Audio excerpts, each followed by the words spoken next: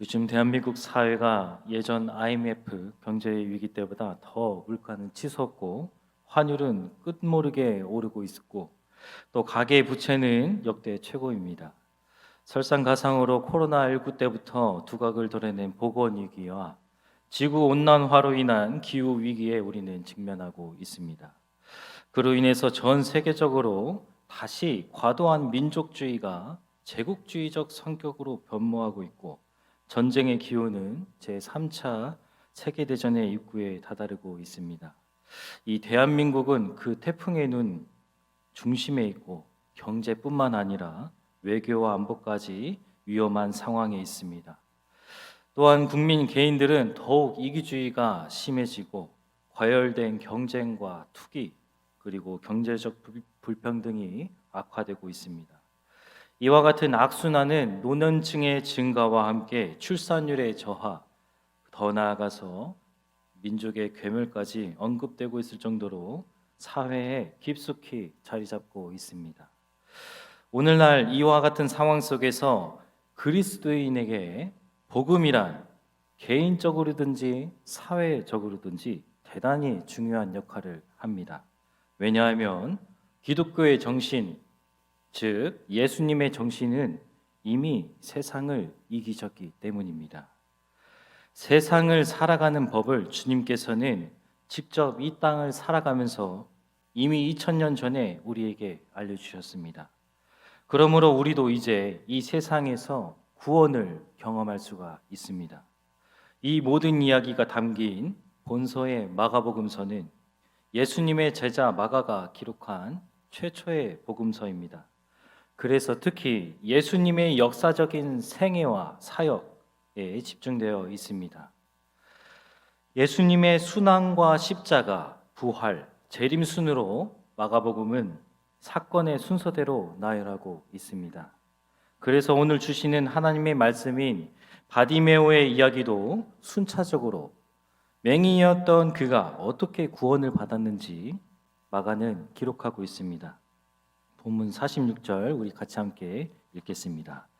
그들이 여리고에 이르렀더니 예수께서 제자들과 허다한 무리와 함께 여리고에서 나가실 때 디메오의 아들 맹인 거지 바디메오가 길가에 앉았다가. 우리는 보통 복음이 교회 안에만 있는 줄 생각합니다. 당연히 교회 안에도 복음이 존재합니다. 하지만 교회에만 있지는 않습니다.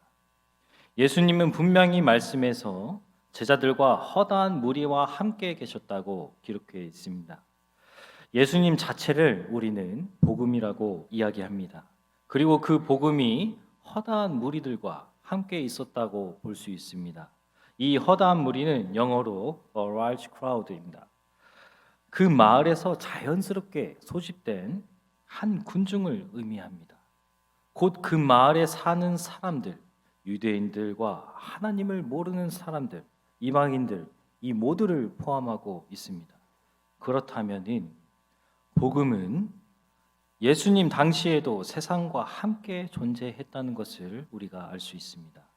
예수님은 하나님의 나라를 전하기 위해서 오히려 세상에 나아갔음을 우리는 알 수 있습니다. 그 과정 속에서 오늘의 이야기 주인공인 디메오의 아들 바디메오를 만났습니다.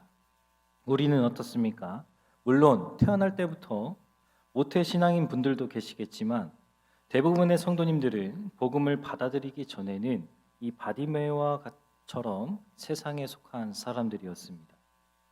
온갖 위기에 직면한 사회와 세상의 이 각박한 현실 속에서 주님께서는 오늘 바디메오의 이야기를 통해 구원을 어떻게 이루는지 그 과정과 순서를 오늘 말씀하고 계십니다.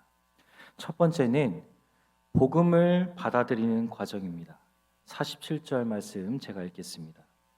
나사렛 예수시란 말을 듣고 소리질러 이르되 다윗의 자손 예수여 나를 불쌍히 여기소서 하거늘.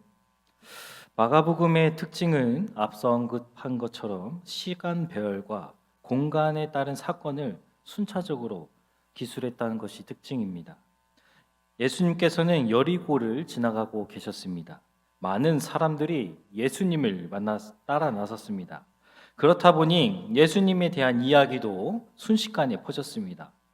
복음이라는 단어는 헬라어로 유앙겔리온이라는 뜻을 가지고 있습니다. 한국말로는 이 기쁜 소식인데요. 예수님의 여리고 방문 자체가 복음, 곧 기쁜 소식이었습니다. 우리가 여기서 중요하게 생각해야 하는 것은 예수님이 어떻게 불러졌냐입니다. 예수님의 여리고 방문 소식은 똑같이 그 마을 사람들에게 똑같이 들어갔습니다. 하지만 결과는 다릅니다. 어떤 사람들은 예수님을 나사렛 예수라고 이야기합니다.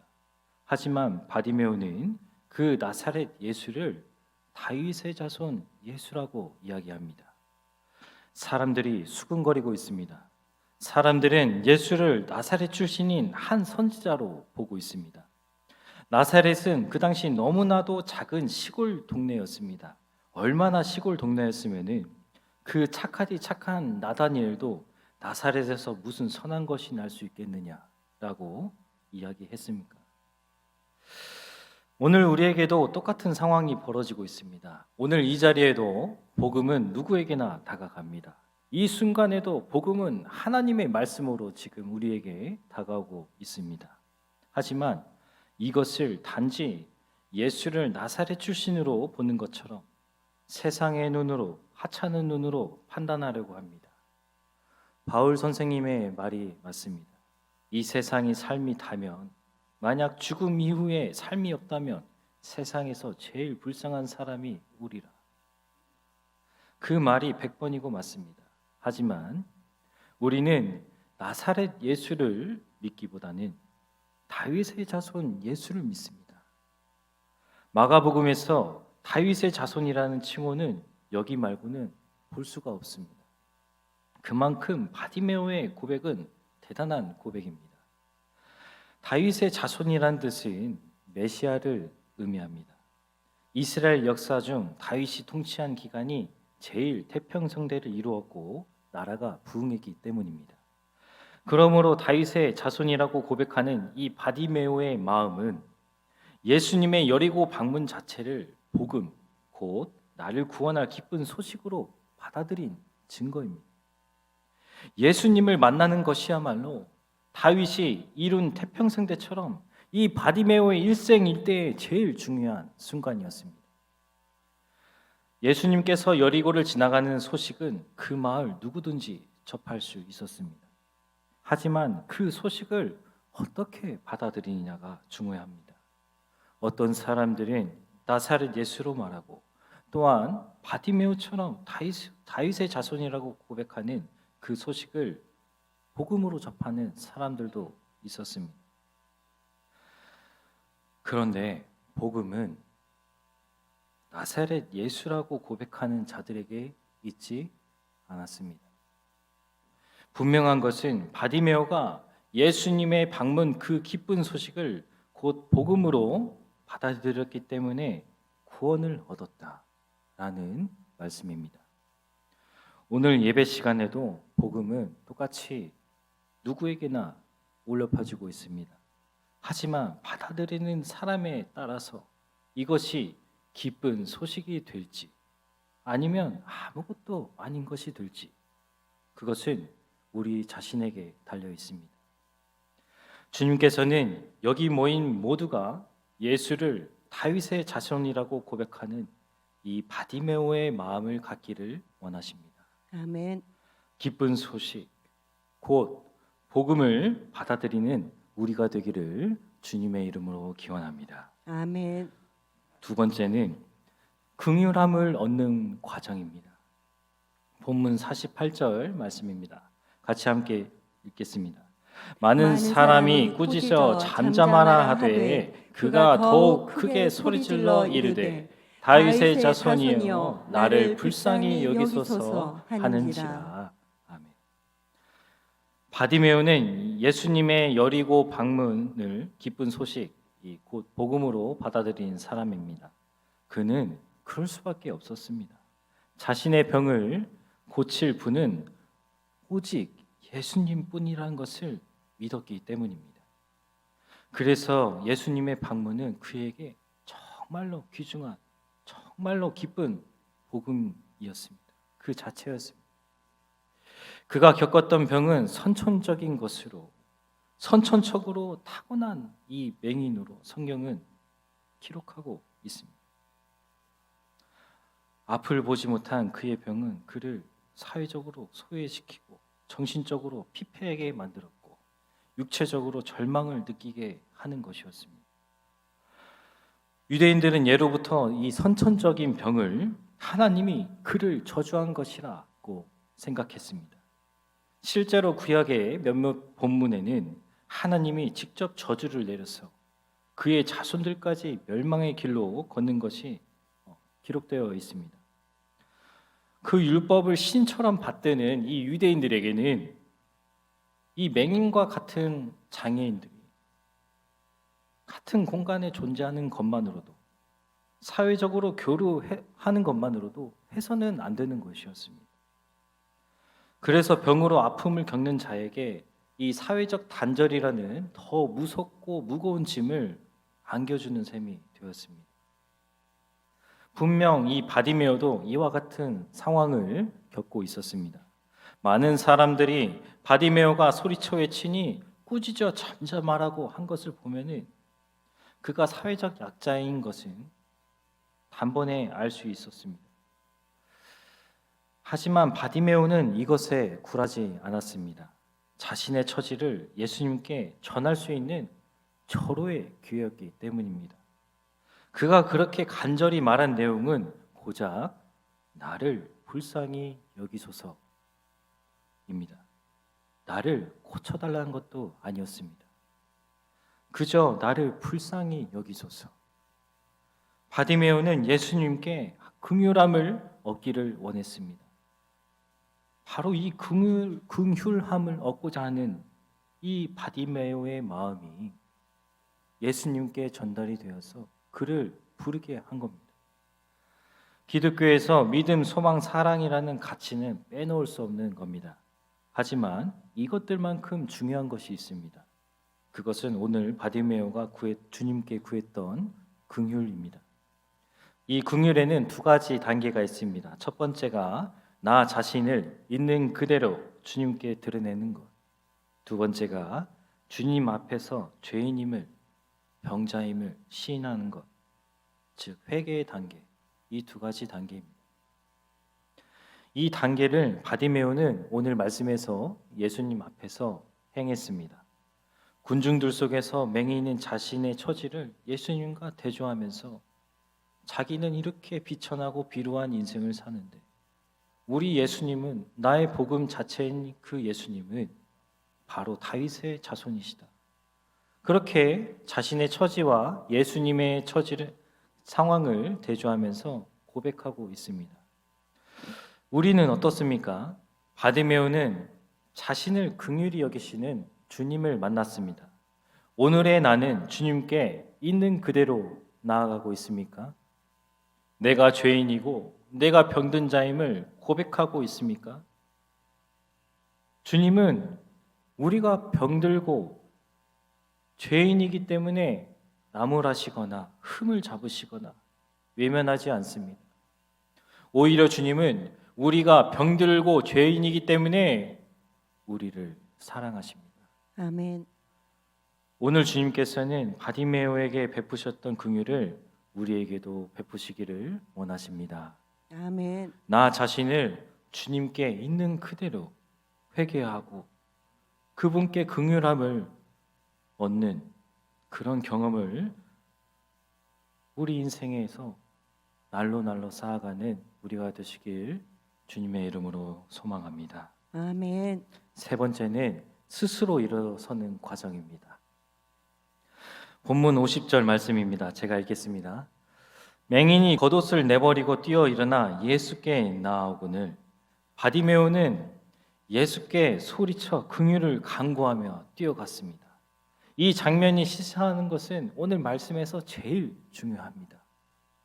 바디메오는 분명히 맹인이었습니다. 앞이 보이지 않아요. 그가 앞이 보이지 않는 상태에서 예수님이 있는 곳까지 뛰어갔다는 거예요. 구원은 이런 자에게 있습니다. 출애굽기 3장 14절 말씀입니다. 우리 같이 함께 읽어보겠습니다. 하나님이 모세에게 이르시되 나는 스스로 있는 자이니라. 또 이르시되 너는 이스라엘 자손에게 이같이 이르기를 스스로 있는 자가 나를 너희에게 보내셨다 하라. 아멘. 우리가 믿는 하나님은 스스로 존재하는 분입니다. 그 누구에게 의존하거나 만들어진 분이 아닙니다. 모세가 하나님의 말씀을 듣고 순종함으로써 구원에 이른 것처럼 이 바디메오도 예수님께서 이리 오라는 그 말씀을 듣고 눈이 앞이 보이지 않는 상태에서 무작정 예수님께 뛰어갔습니다. 이 순종에는 누구에 의해서라는 단어가 포함되지 않았습니다. 그냥 오로지 자기 마음 순수하게 예수님께 그 고침 받겠다는 그 순수한 열정으로 주님께 뛰쳐나갔습니다. 예수님도 이렇게 말씀하십니다. 마태복음 16장 24절 말씀입니다. 함께 읽겠습니다. 이에 예수께서 제자들에게 이르시되 누구든지 나를 따라오려거든 자기를 부인하고 자기 십자가를 지고 나를 따를 것이니라. 아멘. 예수님은 곧 복음이자 구원의 표징입니다. 구원을 얻기 위해서는 자기 스스로를 부인하고 험하고 알 수 없는 그 길을 십자가를 지며 가야만 함을 우리 주님께서는 말씀하고 계십니다. 우리는 교회를 다니면서 평안과 안락에 관심이 많습니다. 사실 기독교는 부활의 종교이지만 그 전에 꼭 거쳐야 하는 것이 십자가의 고난과 역경입니다. 십자가 없이는 부활은 없습니다. 바디메오의 십자가는 선천적으로 맹인이었던 자신의 삶이었습니다. 그 지옥 같은 삶을 버텨내고 지켜냈던 인물입니다. 그랬던 그가 이제 예수라는 복음을 만나서 구원을 얻었습니다. 본문 52절입니다. 제가 읽겠습니다. 예수께서 말씀하여 이르시되 가라 내 믿음이 너를 구원하였느니라 하시니 그가 곧 보게 되어 예수를 길에서 따르니라. 아멘. 주님은 바디메오에게 내가 나음을 얻었다라고 말씀하지 않으셨습니다. 주님은 분명히 내 믿음이 너를 구원하였다라고 말씀하셨습니다. 같이 한번 읽어볼까요? 내 믿음이 너를 구원하였다. 아멘. 주님이 말씀하신 내 믿음은 바디메오가 스스로 자리를 벅차면서 나아갔던 그 마음을 뜻합니다. 앞이 보이지 않았지만 스스로가 그 누구에게도 의존하지 않고 오직 주님만 바라보면서 뛰어나갔던 그 마음이 바디메오를 구원시켰습니다. 우리는 어떻습니까? 스스로 계시는 하나님을 우리는 누군가에 의해 어떤 환경에 의해 나의 부모로 의해 어쩔 수 없이 믿고 있습니까? 오늘 이 바디메오의 이야기는 우리가 이 각박한 세상 속에서 이 야국강식의 세상에서 물질 만능주의의 세상에서 이 말씀은 우리에게 구원으로 다가오고 있습니다. 예수님의 복음은 이미 세상을 이기셨음을 믿으시길 바랍니다. 아멘. 바디메오의 구원은 단순히 눈을 뜬 것만이 아닙니다. 새로운 삶을 얻었다는 것이 중요한 겁니다. 주님께서는 이 바디메오에게 새로운 삶을 주셨습니다. 그가 갖고 있는 것은 아무것도 없었습니다. 하지만 그가 이제 주님을 만난 이후로는 세상을 다 가졌습니다. 이제 예수를 따라가기 시작했기 때문입니다. 함께 다시 한번 읽어볼까요? 그가 곧 보게 되어 예수를 길에서 따르니라. 아멘. 수많은 설교와 예배가 범람하는 이 시대에 평안과 안락에 현혹되기보다는 오늘 지금 이 순간 나에게 주시는 주님의 말씀을 붙잡으시기를 바랍니다. 아멘. 복음의 시작은 간절함에서부터 시작합니다. 그 간절함이 없으면 누구에게나 주어지는 이 설교가 그저 그런 시간으로 흘러갑니다.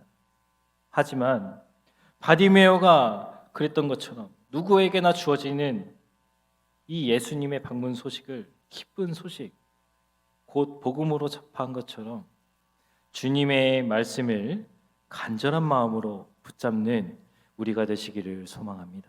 아멘. 그리하여 해서 주님의 긍휼하심을 얻어 구원에 이르는 예수의 길을 따르는 우리가 되기를 주님의 이름으로 기원합니다.